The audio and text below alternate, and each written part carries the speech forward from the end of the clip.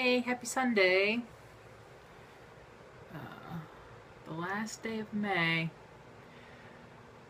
What has been happening? Let's do a dad thing first. They transferred dad to the nursing home on Friday. That morning I had talked to him at the hospital and he had had a chill. I said, well, tell your nurse you have a chill. Okay, I'll do that. I'm going to go, he said. All day Friday he sounded very, just blah, depressed. It was a bad day. And then he gets to the nursing home about 4 o'clock in the afternoon, and they get him settled in. He calls me and tells me he's there. Same kind of depressing self. I'm like, what's wrong? He goes, I'm just depressed about my knee. 11 o'clock he calls me. And I said, how you doing? He goes, I'm not doing real good. I said, what's wrong? He said, I have a really high fever right now. They're trying to get it down. And I said, are you okay? He goes, well, we got to try to break this fever. Which usually when you have a fever, it usually means infection somewhere. So I hang up with him because he called me from his cell phone. And I call the facility he's at and talk to the nurse. And I said, this is Mr. Humphrey's daughter, Stacy. She's like, yeah, Mr. Humphreys, we're dealing with a little situation of a really high fever. I think it was like 104.5, which is very, very high. And she said when he got to the facility that afternoon, he had told them, I told her that morning he had complained of a chill. And she said, yeah, when he got there, he said he was a little cold and wanted an extra little blanket. Quit it, kitty. No, no, no. No, no, no. And so they gave him one, and then they started noticing he was really hot to the touch. And they started monitoring his temperature, and it kept going up and up and up and up. They put ice and cold on his arms and his chest and his head to try to cool his body down. And he called me at 7:30 yesterday morning on Saturday. And I said, how are you this morning? He goes, I'm back to 98 degrees, 98 point something. He said, I feel much better. The fever broke in the middle of the night. I said, well, that's good. That was like at 7:30. I hang up with him and toss and turn for a minute. Then I got up and let Heidi out. And I was in the kitchen I was toasting some bagels for breakfast. And my phone rings. And it was an unknown number. That's what it said on my phone, unknown. So I didn't answer it, and the person left a voicemail, and I listened to it, and it was the doctor from the nursing home facility. So I immediately called back, because he's like, we need to speak with you, and I'm like, so then, your heart goes, put it, like, what's going on? Is everything okay? And so I get him on the phone, and he's like, we talked to your dad's surgeon, Dr. Balint, the orthopedic surgeon, this morning, and told him what had happened last night and what was going on, and he really wants your dad to go back to the hospital for some tests and to watch him. And he goes, where would you like him to go? And because the doctor didn't specify him going back to the same hospital, just going. And then there's a hospital near the nursing home where I was born, a little tiny one. I said, I would like him to go back to where he had surgery and where his doctors are at St. Joe. And he's like, okay. And I said, I'm going to hang up from you and call and talk to my dad for a minute.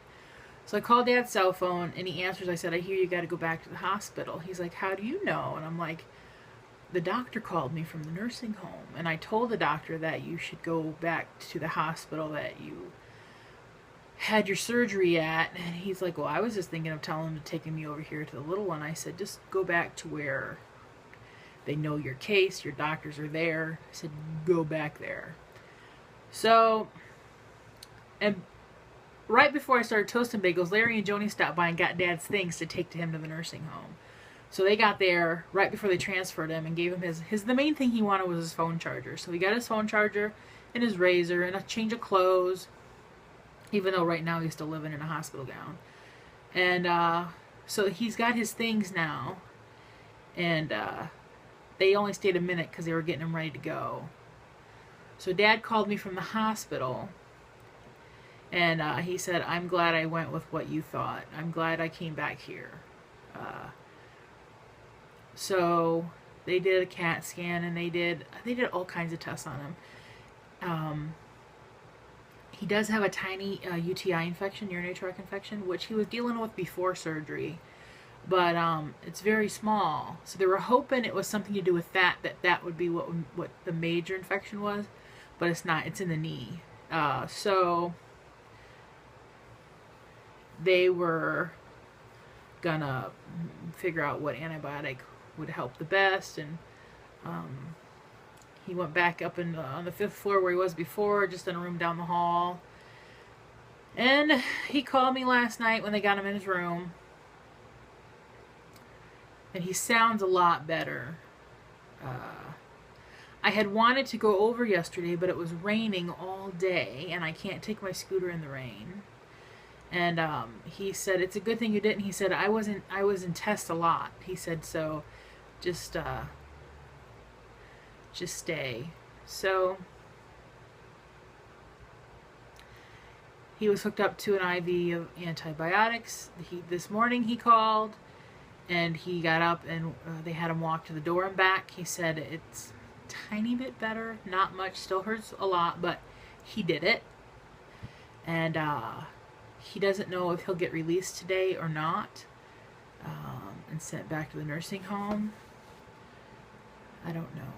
He had this male nurse yesterday that they must have chit-chatted a lot, because Dad knew a lot about him. He was telling me all about how he's really retired, but he's back working a couple days a week because he's saving money to buy an electric car. Yeah, electric car? This electric car that's like $110,000. It's all, he saw it at a car show. A friend has one, and he wants one really bad. It's all, I guess it's just really cool. It knows, like when you walk up to the door, it knows who you are, and it'll open, it knows it's very high tech, very expensive. So his goal is to save money to buy one. $110,000 car.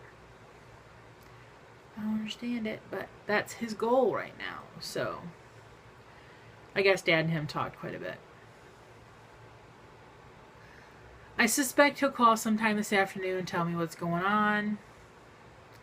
So yesterday I was just a little stressed and just blah. Because with everything going on, the phone kept ringing. So I laid down to take a nap, and either the phone would ring or Heidi had to go out. So it was just an impossible day yesterday. Because people were going to go see him at the nursing home. Like Grandma was going to go over with my aunt. And then I called and I said, Grandma, it ain't going to happen. He's going back to the hospital. And so the only ones that really got to see him were Larry and Joni. Just for a second. But Joni's like, he looked good. I'm like, well, that's good. The last couple things he's had to eat at the nursing home and then at the hospital, he's like, the food sucks. That's what he was telling me. He tried something different last night, so he knows he can always go back to the pot roast because he likes it, but he's trying different things, but so far nothing's really been wonderful. So both Kitty's in the bed and Heidi's in the bed.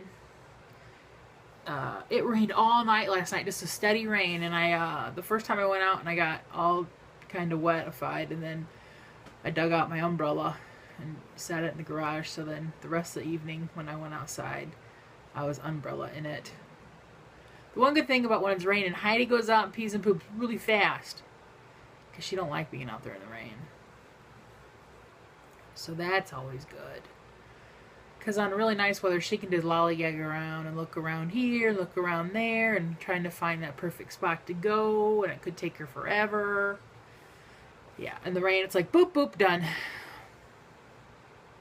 Although last night, usually she wakes me up in the middle of the night, but last night I woke up and had to go to the bathroom about 3:30. My bladder's like, hello, hello.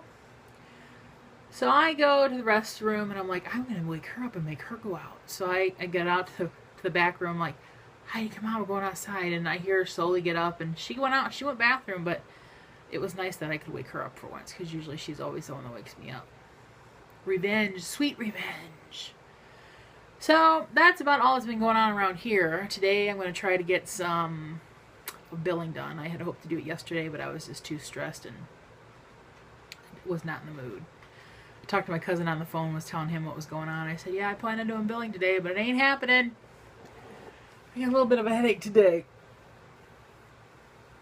But, so I guess this is all it's going to be, is just a dad update, because that's all that's really been going on. Right, Kitty? Kitty, you've got a big old eye booger. Yeah. One side's pretty and beautiful, the other side, big glob. I'm going to have to get her down to get that eye booger. She's not going to like it. Heidi likes to have her eyes cleaned out. Kitty, no bueno. Okay. I'm going to roll out, and I'll see you all later.